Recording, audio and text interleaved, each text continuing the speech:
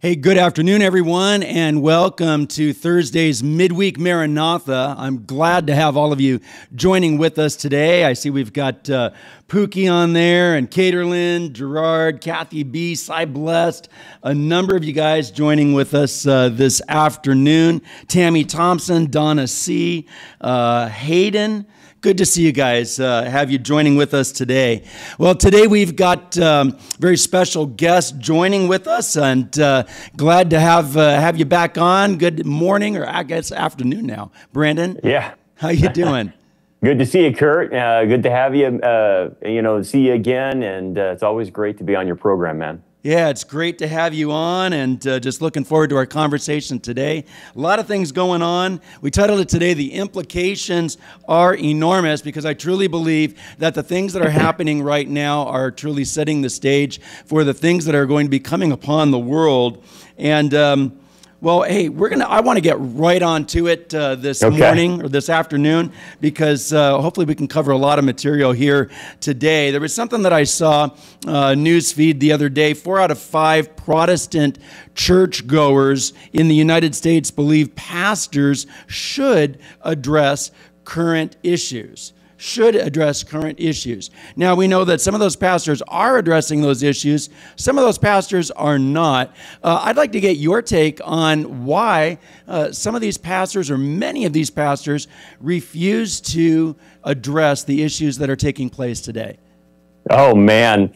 It's an epidemic problem all through the West, especially here in the United States. And a couple things I would say, there's different variables I would go through. And let me start with number one, ignorance. Many of the pastors are just completely ignorant about what's going on, Kurt. And I think that has to tie into their understanding of eschatology.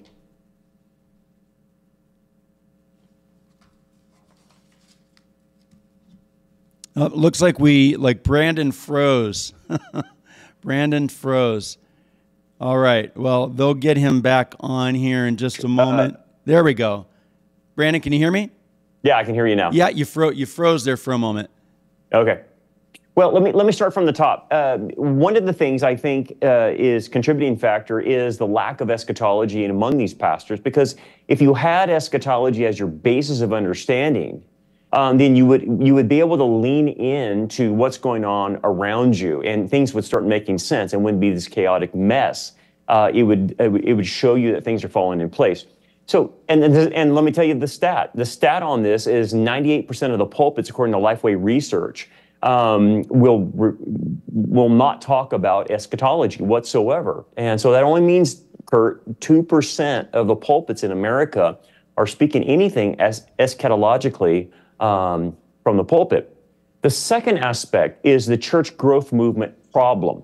And the church growth movement problem, or the seeker-friendly model, excludes anything that goes on not only with prophecy, but anything that's going on in the culture. And because the MO is to not talk about anything controversial, which is ridiculous, right? I mean, that's our job, is to weigh in on the issues that Christians are tackling in their society. And so that model has taught pastors not to say anything at all in order to be seeker-friendly, to be evangelistic, and not upset people who are trying to, maybe get closer to Christ and through their evangelism. The problem is the church on Sunday morning and Wednesday, or whenever you have church, is not for evangelism purposes. Evangelism happens outside of the church, not in the church. The church is for the edification of the saints. So the whole seeker-friendly movement church growth model flipped everything on its head, to where you come into a church service and they teach at a kindergarten level, and they're not going to talk about anything that would upset anybody. And then the third issue is nickels and noses. Now right. I'm getting a little bit more into the problem of why people don't talk about current events or issues, is because they don't want to run their congregation off by tackling the issue of abortion, tackling the issue of gay marriage, tackling the issue of transgenderism or grooming children. And so they are worried about losing their money. They're worried about losing their congregation. And so it comes down to basically nickels and noses. And the last one, Kurt, that I will point out is cowardice. Absolutely. They are simply cowards because they don't want to discuss the issue, because they know the ramifications, that if they say something about it, people are going to get mad at them. They could be censored by YouTube. They can have all kinds of things negatively thrown at them, name calling, you're homophobic, you're Islamophobic, whatever. And simply comes down to that. That's my assessment after watching this for 25 years. And that's what really we're at. Right. I couldn't agree more than that. And, I'm thinking about everything that you're saying there. Nickels and noses, so true, so true. But, even the prophets were censored. Right? Yeah. Right. I mean, you don't get any more censored than being put to death, right? Talk about being censored, and that is happening with many Christians and pastors and leaders and teachers throughout many parts of the world today. We are not experiencing that in America yet, although I do believe that time is going to come even to the United States of America. But even the prophets were censored, and when you talk about issues that are controversial, you don't get any more controversial than Jesus. You don't get any more. I know, right? Good grief. He certainly wasn't on a popularity contest when he's calling them brood of vipers. I don't think he said it, oh man, you guys are just a brood of vipers. I'm not trying to hurt your feelings or anything, but no, can you imagine? You whitewash tombs. He was as controversial, and Scripture is about as controversial as it becomes. And when we talk about the pulpits and the churches and the congregations for the training and the equipping of the saints, absolute, spot on.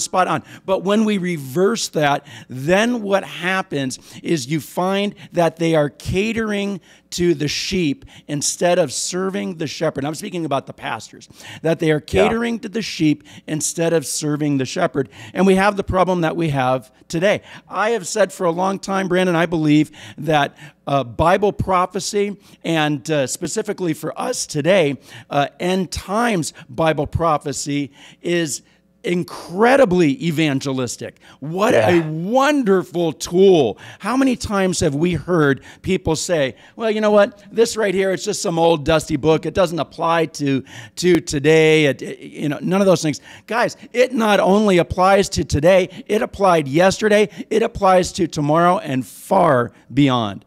Yeah. Well, that brings to the issue and the principle of relevancy. And the ability to connect dots for people, Kurt, that when they see them going to Subway or going to McDonald's and they're paying $18 for a Big Mac, fries, and a Coke, okay? This is the most practical thing you can get to, okay? The rising cost, the inflation. And then you have the ability to say, do you know why this is happening? This is part of the Green New Deal. This is part of them destroying our economy so they can go to a digital economy. You think about how relevant that is. To be able to tell an unbeliever the reason your prices are skyrocketing is because they want to put you on a digital currency. And that's not a conspiracy theory. We all know they're wanting to do that. They have said they wanted to do that. But think about how relevant that makes that conversation. And then then segue and say, and by the way, this was predicted, a quart of wheat for a day's wages, which will eventually happen in the tribulation. So it's heading that direction. But that's why you can trust the Bible. That's why you can trust Jesus for your salvation. So it becomes a launching point for evangelism. And the conversations I'm having whenever I travel or wherever I'm at, I always lean into that, because I know their lives are being affected. For instance, if you talk to someone that has a teenager, hey, let me ask you this. Is your teenager addicted to that phone? Is your teenager addicted to social media? Is your teenager dealing with suicidal tendencies or stress or depression? I can tell you why. They have put an algorithm in that to make you addicted and then to curtail the information that's going to that. So it's called censorship. And then you can just lead on from that. But that's the issue that I think everyone's missing. Prophecy actually creates in you the ability to talk into people's life. Otherwise, you're detached from reality, Right. I think. You know, because then if you don't know prophecy, you don't know where this is heading, you can't even weigh in on what's going on in our election. And why is it that they're nearly trying to assassinate twice one of the political candidates? Why are they touting a death cult on the Democratic side? And you know, the ability to speak into that and say, look, this is not about Republican and Democrat anymore. This is about good versus evil. And let me tell you why. Dude, that is totally relevant. But the pastors can't speak into that because they don't know it. And so that stat you gave, that people are wanting that, I don't understand what's going on with the pastors. We are watching this, and Kurt, this is happening not just America, it's all over the West. We have a lack of leadership among the pastors now. And unfortunately, the grassroots movement is now happening, and they're having to reach out to people like you. They're watching people like me and Tom and other guys because their pastors are not feeding them anymore. They can't make any relevance of what's happening in the world today. Right. So true. And what we find is exactly what it says in the Word that we would find in this time and in this day and age is the tickling of ears. That the pastors will be tickling the ears of the people. They're going to give them that candy, right? They're going to give them what they want or what they think they want, but not what they need. And that in and of itself is an indication of the time that we are in. I mean, how many times have we even heard pastors mocking the rapture? Right. And it's like, wow, man, you don't even realize, do you know that you are written in the Word of God? It talks about you. What are you talking about? Well, here, let's have a conversation. You know, and that's what surprised me, Kurt, when I started seeing the scoffing coming from the pastors.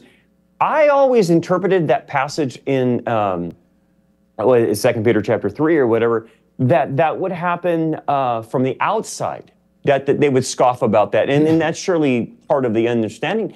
But I didn't realize that the scoffing would also come from the inside. Right. That it would come from the Christians themselves, the Christian leaders scoffing about that. You guys have an escape mentality, whatever. You guys are conspiracy theorists. You guys are tinfoil hat brigades, all that kind of nonsense that you hear. And I'm like, well, let's, instead of name calling me, which that's easy to do, why don't you deal with the text itself? Why don't you deal with 1 Thessalonians chapter 4? Why don't you deal with Revelation 3:10? Let's talk about that. Let's talk about the book of Revelation or Daniel. But see, they don't want to go there, Kurt. So that tells you there's an agenda being played inside the church with these pastors. And the fact that they would rather just call you or me the tinfoil hat brigade and call us conspiracy theorists, and rather than dealing with the text, tells me something. They're playing a game, and you're right about tickling the ears. Think about this, Kurt. You know and I know the last age of the church age is Laodicea, okay? It's that era of apostasy. It's the era of indifference. It's the era of lukewarmness. And Laodicea means rule of the people. Right. And so now you have the rule of the congregation and the pastors playing into that rule by tickling their ears. Right. So that's exactly what you're seeing happen. And so no one's being told what in the world's going on. I mean, for goodness sakes, if anyone just looks at the Middle East and sees what's going on with Israel, you would have to realize the ground is being set for all these end time scenarios for the Middle East, for Israel. And I don't know how they're ignoring this. And how did they ignore October 7th? How did they ignore what's going on over there? And yet the pulpits are silent about what's going on in Israel. It is absolutely unbelievable how the pulpits can be silent about what's going on in Israel. I mean, you just think to yourself, man, I mean, how can that be? How can that very thing happen? And yet we find the pulpits are silent. We see that the world's largest terrorist organization could arguably be considered the United Nations, because I think the only thing that they're truly united on, because honestly, they're really not united on much of anything other than bringing in the system that we realize, that one world government system. The other thing that they are united on is in their hatred for Israel. Absolutely.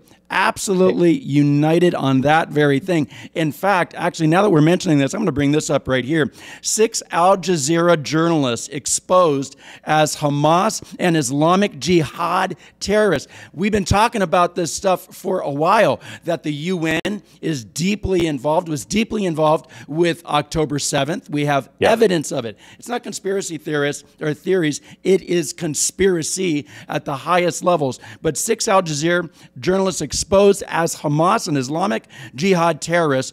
When will Washington take action? Give me a break. Against Al Jazeera and Qatar, its host. What do you have to say about that? Yeah. Well, just recently, as you know, Sinwar was taken out by Israel. And what they found is I think one of Sinwar's bodyguards worked for UNRWA, which is a United Nations arm that's in Gaza, that was supposed to be humanitarian aid helping Gaza. Right. They were actually part of helping Hamas. Right. And we know about all the rumors about how UNRWA has been now exposed for aiding and abetting Hamas. And it's not even just beyond Hamas. Wherever the UN troops go, there's always this rape culture. There's always this pedophile culture with its own troops. So the UN is pretty diabolical, and they're always on the wrong side of things, supporting the wrong people. And here's the thing: what bothers me about this is here in the United States, the Biden administration or Harris administration or whoever's running our government, because I don't know at this point who's running our government, the deep state, I guess. They are in line with the UN. They are in line with the World Economic Forum and the World Health Organization. And if Americans don't wake up, you're going to lose your country, because the UN then is now calling the shots for us. And if Kamala gets in there, she's going to go right in line with what the UN wants, what the World Health Organization wants, what the World Economic Forum wants. And that should cause us all to stop in our tracks and saying, whoa, wait a second, what's happening here? And Kurt, you're totally right. This is not a conspiracy theory about a one world government.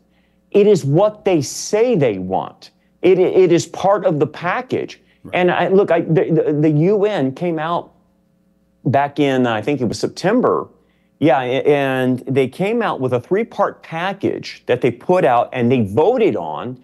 You and I didn't vote on this, and 193 nations approved moving forward with a plan to issue global governance and giving the Secretary General of the UN unlimited powers in times of crises. Right. And he could have these unlimited powers to make decisions for the whole world, including the United States, in times of crisis. And so this was voted on. This was approved by the United States. And then it included they want to seize control of AI, and they want to seize control of that and take that out of the hands of guys like Elon Musk or whoever, because they think they can control it better. And then the third leg of it was to get the youth of the world more involved in decision makings at the UN process. And basically what that means is we're going to train these kids to be globalists. That was approved in September. And if people think this is a conspiracy theory, it's like, well then just look at their literature. Their literature is going to set up a one world beast system as we know it. And so, this is a time where people need to wake up. And I think too many Christians are asleep on this. Well, and we see that top international law professor warns of the United Nations power grab and incoming censorship. So Liberty Sentinel reporting on that right there. Again, the UN is involved in all of these things. The censorship, they want to censor you. They want to censor me. Eventually, they're going to get their wish. Sooner or later, eventually they're going to get their wish. I mean, look what's going on in England. I mean, England, the British, if you want to, British Empire or whatever you want to call them today, they are a hot mess. Hot mess of censorship right now in what is going on. And I mean, they're taking guys and gals, they're knocking on their door, they're taking them right to court right to court and imprisoning them on the spot. If you have the nerve to go against what they're saying right now. I mean, it's absolutely astounding. And when we see these things happening in Great Britain, we see these things happening in Canada, guys, the United States is just one step behind them. Yeah, it's funny that you mentioned that. I was talking to a guy in England for about an hour before I came on the show with you, Kurt, and he's one of my contacts in the UK, and he was exactly telling me that you have all these people, these London people in London or wherever, that are saying, hey, we got a problem with this Islamic invasion.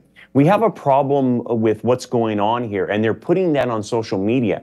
They were put in jail, some of them 20 months. This one guy, he was telling me 3 years for questioning these Islamic immigration. And yet, pedophiles and sex offenders, rapists, are being let go with lesser time. They serve maybe 5 months for pedophilia, and then they're let go. And the other guys, this last guy got put in jail for posting social media. He got put in jail for 3 years, and he committed suicide in jail because the jails are all full of Muslims. So sad. And so when you go to jail in England, you're going to come up with Muslims trying to kill you in prison. So he ended up committing suicide. For what? A social media post. And people will say, well, Brandon, Kurt, this can never happen to America because we have the First Amendment. Yeah, right. What we're seeing when they say they want to control the internet and they want to control the algorithms, and then they want to deem speech as hate speech, that's an attack on the First Amendment. So that's what's going to come. And if Kamala gets in there, they will have their wish to censor us. I mean, Kurt, the social media is already doing it now. I got a flag on YouTube yesterday or the day before because I said the word vaccine, and all of a sudden, boom, I'm red flagged. And so if people think it's not going to come here, they're out of their mind. It is coming here. It's already here.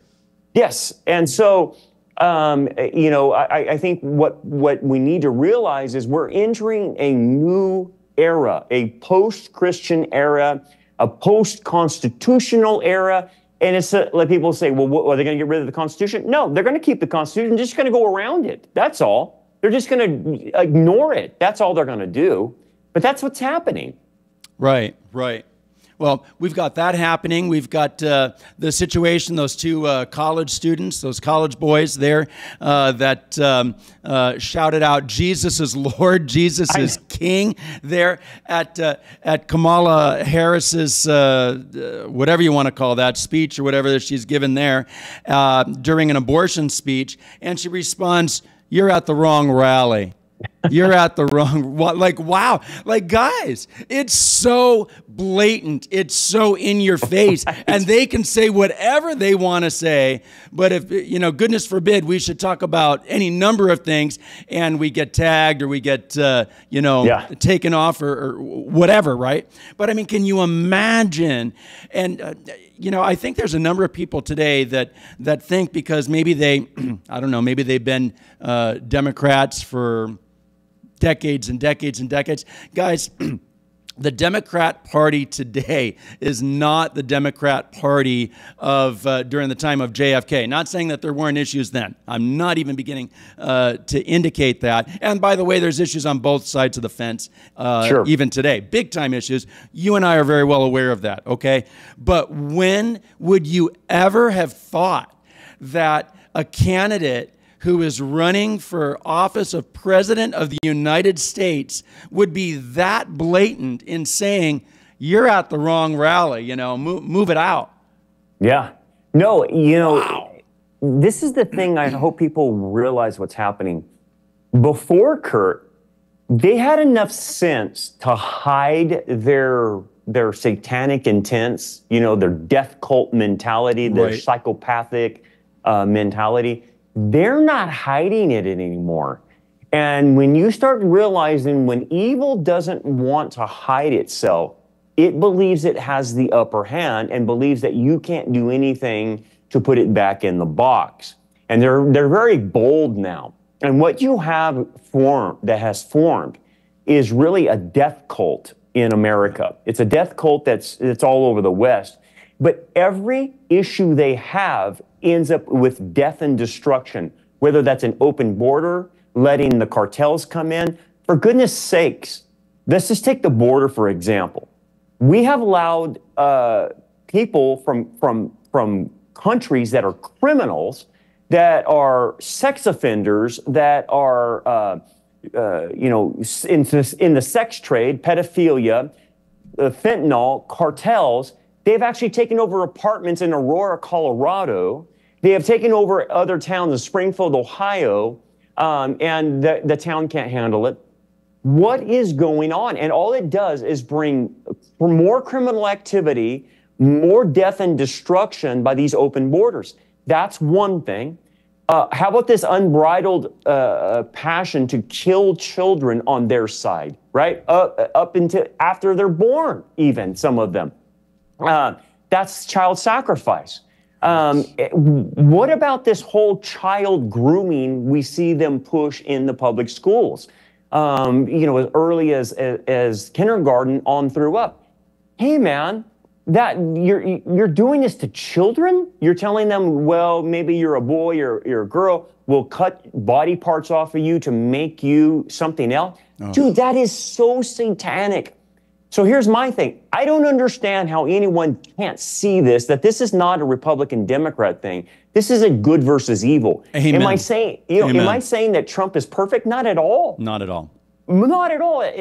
But at least he aligns to something that's going to give us more freedom in the church. No censorship, and not a death cult. This is what bothers me. And I've talked to Tom about this and a few others in our circle, Kurt. And you have Christians saying, well, I'm just not going to vote. I'm not going to get involved. And it's like, are you out of your mind? Are you out of your mind?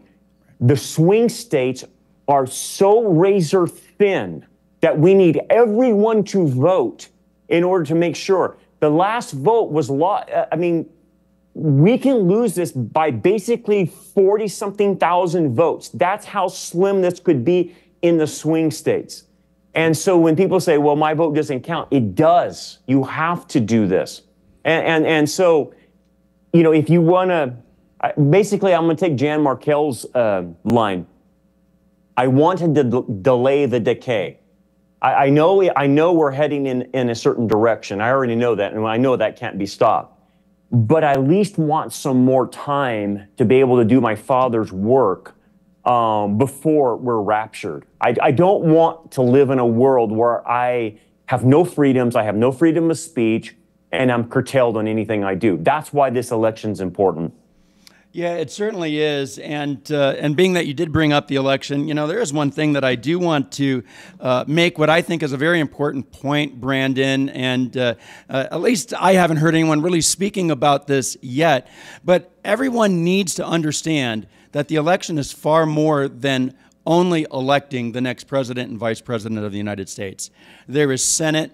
There is Congress. There are district court judges. There's, we've got state senate. We've got family court judges in your prospective areas. How about ballot questions? Are the ballot questions not important? That's not even voting for or against an individual. It's just a ballot question. There is so much that is involved here and at stake. Yeah, absolutely. And so, when you look at that, political appointees, judges, policy issues, and I'm in the crazy state of California, right? And so I'm a victim, so to speak, of a state that has gone crazy, right? And we're now seeing, a $20 wage. That is a consequence of voting. And now I live in really a socialistic Marxist state, and really the economics here are horrible, right? And that's why people are leaving California like there's no tomorrow. hey, everybody, do you want California to happen in your state? Do you want to live in a socialistic state that you can't afford? Then don't vote then. But then when it happens, don't complain. When all these things, when you go out to McDonald's or you go and get a footlong Subway sandwich and it costs you $20 for a chips and Coke and a footlong, and you say, well, I don't want to vote, then you better not say anything when you get that $20 bill at a local Subway, right? Because your vote is what could have changed that. I'll give you an example, Kurt. I was talking to Phil Haney one time. Phil Haney was suicided, obviously from the deep state, and he worked for the Department of Homeland Security. And he was telling me that he was in Minnesota trying to help the Republicans win against Ilhan Omar. And this was about 10 years ago or something like that, okay? And everybody knows how wicked Ilhan Omar is. Here's what he said to me, and I was flabbergasted. He said, Brandon, what do you think what got Ilhan Omar voted in her district? And I said, well, it's probably the Somali votes. He goes, you're wrong. He goes, no doubt the Somalis voted for her. But what got her in was the lack of the 35,000 Christians who refused to vote in her district. He said, Brandon, if just half of those Christians would have voted, Ilhan Omar would have never got in and been elected. So that tells me a lot right there, Kurt. Right. It sure does. And listen, look, the Lord is utilizing us in this time and in this day to be a voice, to be a restraining force used by the Lord against these things, right? Yeah. I mean, when the church is out of the way is when we see all you know what break loose on planet Earth during the time of the tribulation because the church is gone. Guys, I believe that we need to be restraining evil today. I mean, can you imagine you see some woman or someone being beaten up in the subway or on the streets, whatever? Are you going to stand by like other people and just take out your cell phone and take videos and pictures of it? Or are you going to try and do something? You know, I cannot fathom it. By the way, getting back to what we had mentioned briefly in regards to that whole statement, Jesus is Lord at Kamala's rally. You know, when J.D. Vance was speaking, and there was Jesus is King came out of the crowd there, right? Jesus is King. What did J.D. Vance do? Did he say, hey, go fly a kite? You know, right. No. What did he do? He said, that's right. Jesus is King. Amen. Guys, this is just so vital. I don't know how people cannot see or understand or comprehend what is going on and what is happening here. I mean, look at this one here. Kamala Harris receives prayer likened to, you can't make this up, likened to Esther. Did you see that? Oh my goodness. Oh, no. Listen, that's insane. It gets better. And when I say it gets better, Brandon, it gets worse. That's okay. Okay. So she receives prayer likening her to Esther. I can barely say, I can't even say it with a straight face. Likening her to Esther during, but listen, this goes back to what we started with earlier, during worship at a mega church in Georgia. Wow. Yeah. Wow. Yeah, you know, it's spiritual. That's the hypocrisy of everything, right? You know, that you know what her positions are. We know what her positions are, and her positions are thoroughly anti-Christian, anti-Bible, right. Anti-Christ. Right. And yet they want to fawn this religiosity. Oh yeah, I'm a Christian or this and that. And it's like, you got to be kidding me. I would have to be the dumbest person on this earth to actually believe that you have any Christianity in your soul, because you act the opposite and you say the opposite. And knowing her track record of where she comes from a Marxist background. Her parents were either communist or Marxist. Kurt, you know, if people are that dumb to believe that stuff, and think about that. That church hosted her thinking that she's on their level. And that goes to show you what kind of church that is, Right. obviously. And we're in the age of apostasy that would laud her as some type of virtuous Esther. She's the opposite. She's like the whore of Babylon in many regards. I mean, come on. Making her Esther? Give me a break. But that shows you the level of where we're at, not only in our society, but in Christendom and in the church. I mean, just think about this. A church that would host Kamala, or how about this one? Christians for Kamala, evangelicals for Kamala. And it's not just that, it's other churches having Raphael Warnock and having all these other lunatics, really. They really are lunatics, man, psychopathic in many ways, and then championing them as some type of Christian virtue. It is the ultimate hypocrisy, right? It is. You know, I was teaching last night, Wednesday night, on the Church of Philadelphia, and let me make this point. It says, the grief that the Philadelphians got from those who say they were Jews and are not, but a synagogue of Satan. You know that passage. And the application is those who claim to say they believe in God, they're God's people, will claim that you and I, Kurt, are the ones that are wrong. And the people like Kamala and that church that hosted her are the right ones. And this is what I love. Christ says at some point in the future, probably at the great white throne judgment, I will have them bow down before me. And that's probably going to be the great white throne judgment. And I will say that I have loved you and not them. It was that basically the idea that you were right and they were wrong. And all of heaven will know that Raphael Warnock, the churches that supported him, or the churches that support Kamala, or Christians for Kamala, were wrong.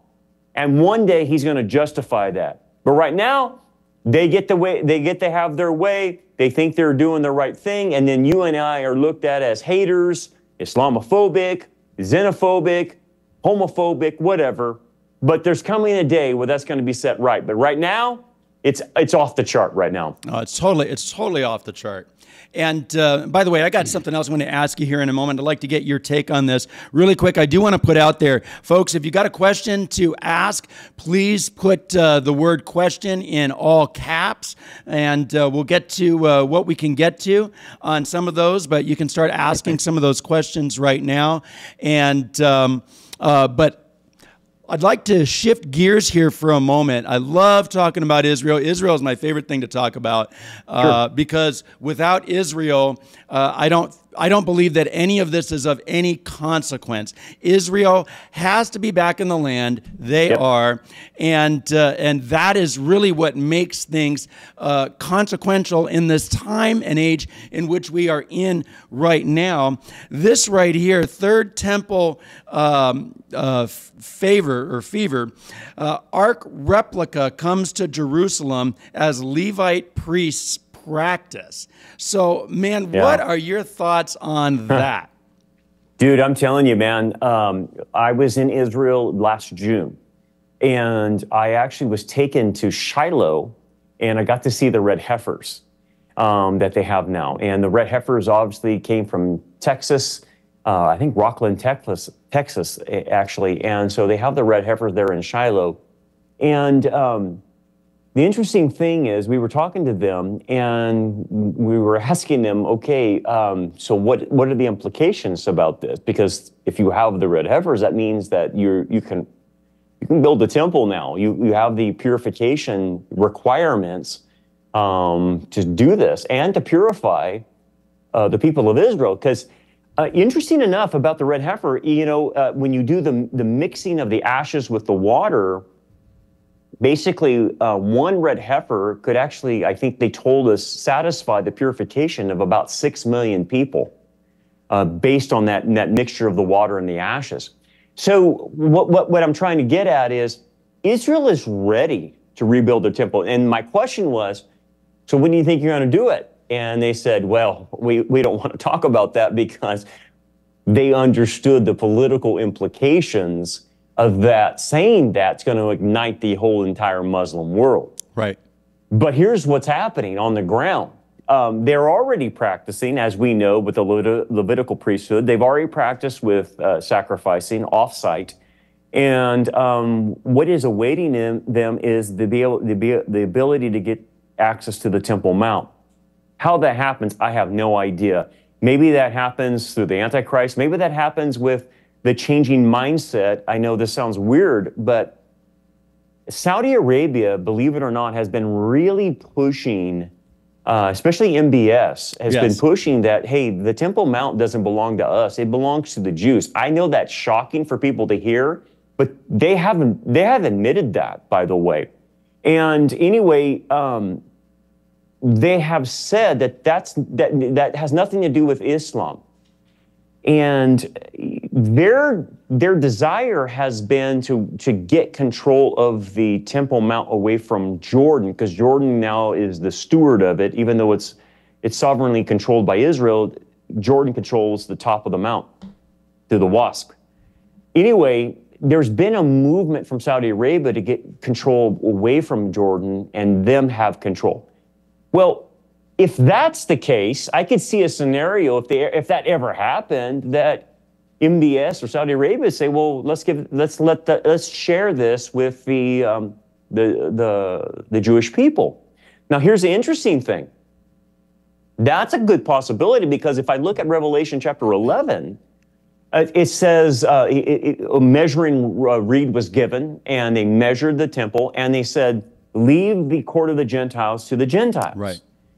Which could possibly imply, and I'm saying possibly, that half of that Temple Mount is given to Islam, and the northern part, primarily, would be given a section for Israel to rebuild their temple, possibly. And it seems like the scriptures would allow something like that, so you could have two objects on there. The golden dome wouldn't be moved, but the temple would be right to the north. Right. That's a possible scenario, but we do know it gets rebuilt. And what I hear on the ground in Israel is if they had access to rebuild, especially now with the red heifer's ashes, they could rebuild the temple within 30 days.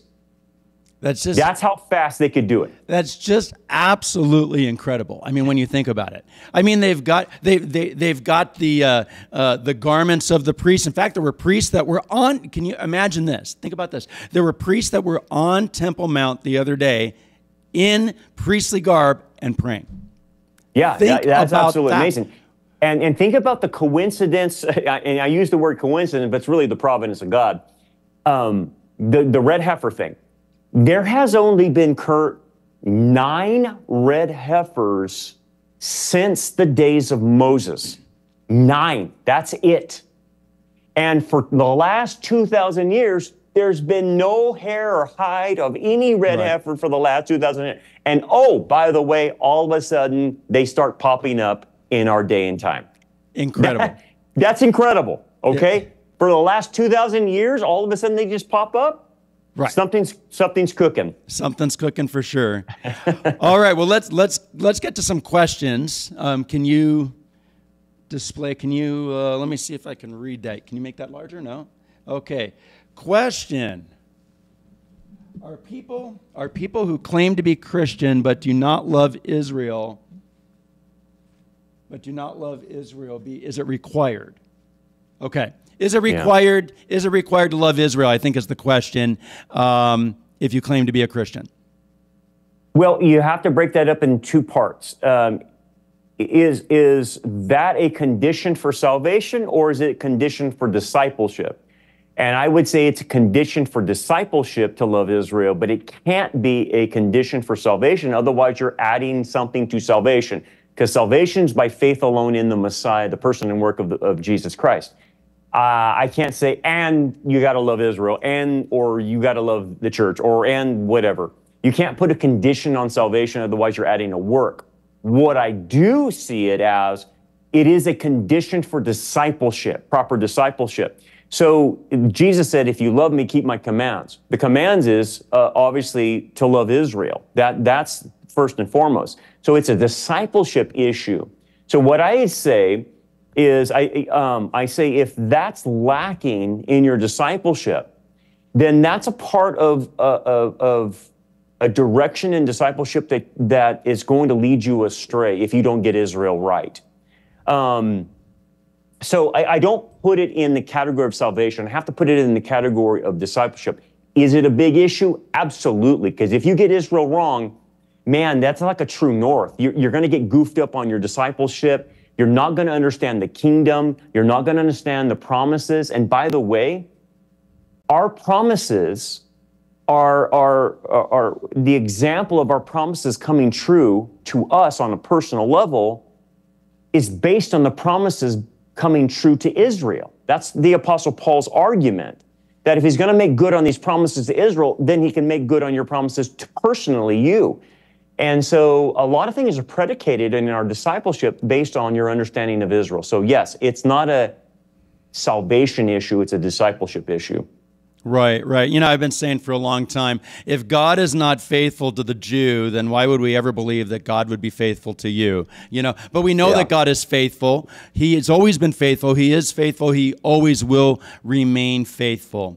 Okay, absolutely. So Pookie is asking, and thank you, Jeremy, for increasing the size of the letters so I can actually read them.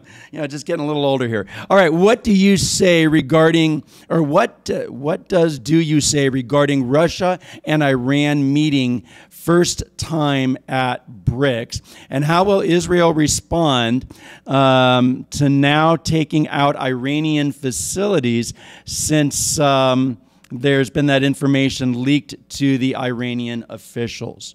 Yeah. Well, that was the unfortunate thing, and that leak that's from the United States was intentional, by the way, because they don't want Israel taking out Iran's nuclear infrastructure or its oil infrastructure, which is exactly what Netanyahu needs to do and was planning to do. And so let me answer the second question first, and then I'll get to Turkey and Russia and Iran. Israel is in a window of time right now. And it's between a rock and a hard place. And here's what we have to understand. They have to take out the Ayatollahs. They have to take out Iran's ability to go nuclear. Iran already has nuclear capabilities. They've been enriching uranium for years now, and it's at the grade level that they can go nuclear. But you can't have a nuclear Iran. And Israel knows this. Israel also knows that they have to take out the infrastructure of their oil as well, because this is where they get a lot of their money. And you have to hit their oil because that's where they get their money. And the money goes to supply Hezbollah and Hamas and the Houthis and everyone else. That's where the weaponry comes from and the money comes from. And so you got to cut the head of the snake off. So Israel has to do this. The problem is the United States doesn't want them to do this. Biden has come out and said, don't hit the nuclear infrastructure, don't hit the oil. So then when are they supposed to hit? What are we going to do? So anyway, Biden administration has a pro-Iranian policy, and everyone needs to understand this. It's a pro-Iranian policy. It undercuts Israel, but the problem is the United States supplies the weaponry for Israel. And here's the thing. Israel cannot stand alone with David's sling or Iron Dome without the assistance of the United States supplying the rockets for Iron Dome and David's sling and every other kind of arsenal that stops these weapons from coming in and hitting Israel. So you got to pray for Netanyahu, because they have to strike, and they're going to have to strike quickly, maybe before this election possibly, because they know if Kamala gets in there, she's going to continue to push this same Iranian agenda and prevent Israel and force them into a ceasefire, which is going to cause problems. Israel cannot stand for a ceasefire. They have to do something now with not only Hezbollah, but with Iran. And so that being the case, expect to see something in the near future. Netanyahu knows his time is short, and they've got to do something. Now, if Trump gets in there, it's game over. And everyone knows that because he'll supply Israel with whatever they need, and Israel can go tater chip, let her rip, and do whatever they need to do. And Trump will back it up. But you know and I know there's a lot at stake because of with that, and they don't want Trump getting in. Okay, now let's pivot to Iran and Russia. Russia has already condemned even the killing of Sinwar. Turkey has condemned them as well. And so that alliance is very tight. It's been tight for a long time. Now, here's the thing. If Israel attacks Iran, which I believe they have to, that's going to set in motion, obviously, Russia, obviously, Turkey. And they've already made threats already before. And this is long before, this week. And so what we're watching is the whole thing could be tripped off and set in motion if Israel attacks Iran.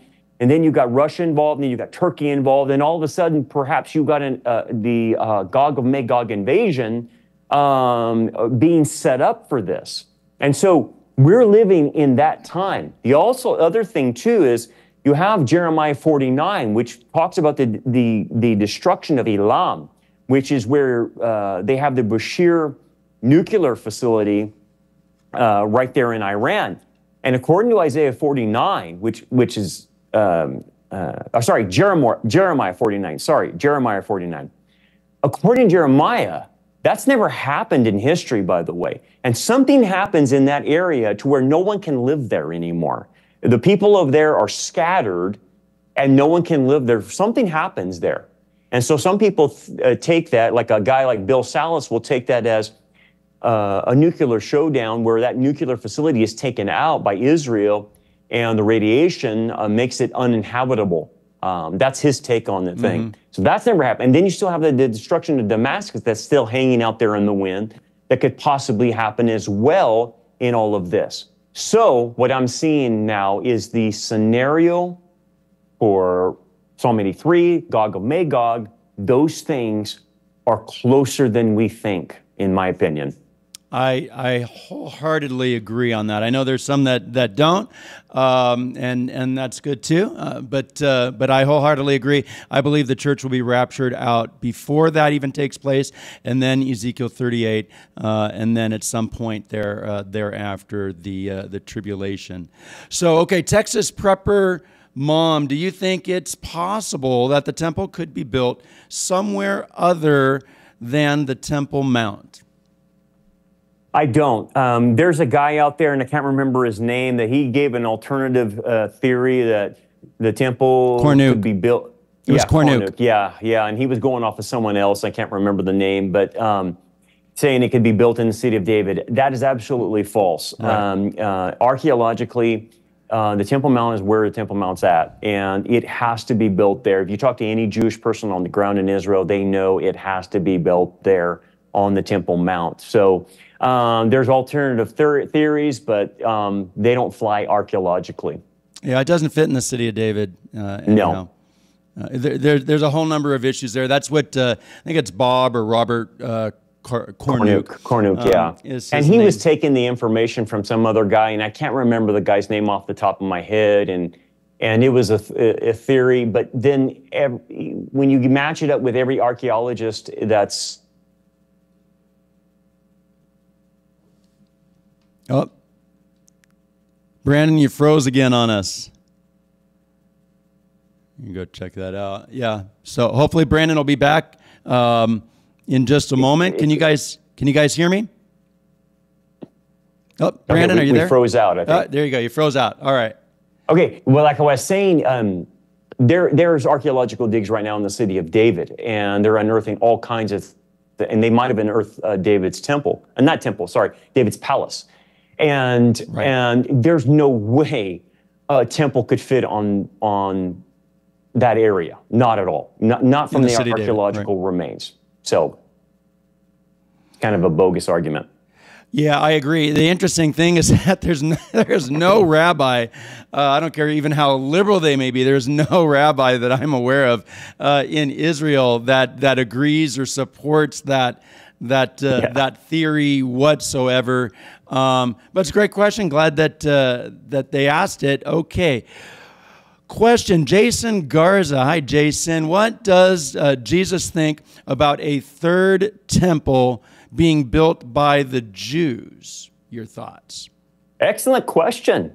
I can pretty much tell you what he thinks about it. So if you go to Isaiah 66 and you read verses 1 through 6, it'll tell you God's opinion on that third temple. And basically, in a nutshell, God has not sanctioned it. It is an abomination to him. And he says, when you offer the sacrifices, you might as well offer like a dog to sacrifice me. Everything you offer will be an abomination. And so if you look at that passage, what they're getting ready to build is not sanctioned by God. So what is sanctioned by God? What is sanctioned by God is the temple that Messiah will build, according to Zechariah, in the Messianic age. And that temple is approved by God because Messiah actually will build the millennial temple. The millennial temple, you can look at it, what is it, in Ezekiel 40 through 48. You can see all the whole dimensions of it and what it looks like.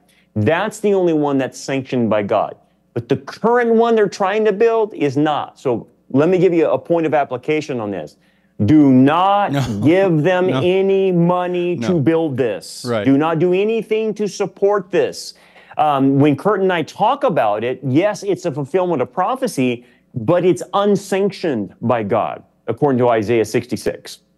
Right. Well, the false church in the last days is a fulfillment of prophecy too. So does that mean find your local nearest false church and support them so that it come on. Right? Yeah, no, exactly. Yeah, exactly. That's crazy. You know, use your funds for missionaries, use those funds for churches that are teaching the word of God, for spreading the gospel, evangelism, those kinds of things.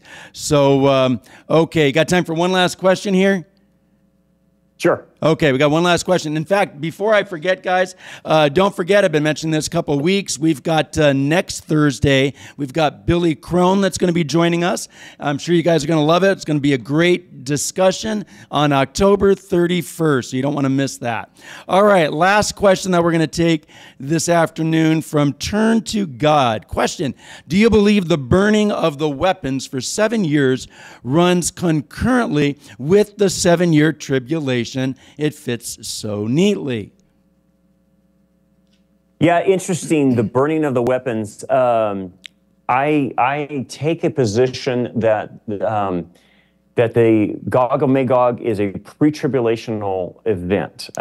We could be raptured today and not see it, but what I theorize, and again, this is theory, so there's debate on this. So I don't want people to divide over this. The 7-year cleanup and burning of the weapons, I don't see Israel doing that the last half of the tribulation, because Israel will be on the run from the Antichrist, and he's trying to kill every one of them during that period of time. And that's why I cannot see it in the whole 7-year period, even though there's 2 sevens there. I remember Dr. Walvard saying that, if anything, you could have it run at least to the midpoint of the tribulation. So it would start 3.5 years prior to the tribulation and run to the midpoint of burning of the weapons. But he even said, I can't see anything past the midpoint when the Antichrist is trying to kill the Jews. And what happens is they have to, the remnant runs to Petra, and the other ones are held up in Jerusalem, and he's slaughtering basically 2/3 of them at that point. And so that's why I don't see it fit the 7-year cleanup into the 7-year tribulation. At best, 3.5 years, but it would have to start 3.5 years prior to the tribulation. So that's why I see it more as a pre-tribulational event. But there's debate on that. Yeah, there is debate on that, but I tend to agree with that view as well that you put out there. There's too much chaos that will be taking place in Israel with the Jews. It doesn't seem to fit, and sometimes when we try and make those things fit because it looks neat and tidy, well, there's 7 years here and there's 7 years there, but I think there's more to that story there. So, all right. All right, well, excellent. Well, hey, thank you so much, Brandon. We're so glad to have you on. Hey, anytime. Yeah, it's been a great time. Guys, you can connect with Brandon if you have not already. Check out in the description section there, and you'll see how you can connect with what he's doing. Brandon's all over the place. He's doing so much, and the Lord is just really using you mightily. So may the Lord just continue to bless you. May the Lord continue to bless all of you out there as well. And we'll talk soon.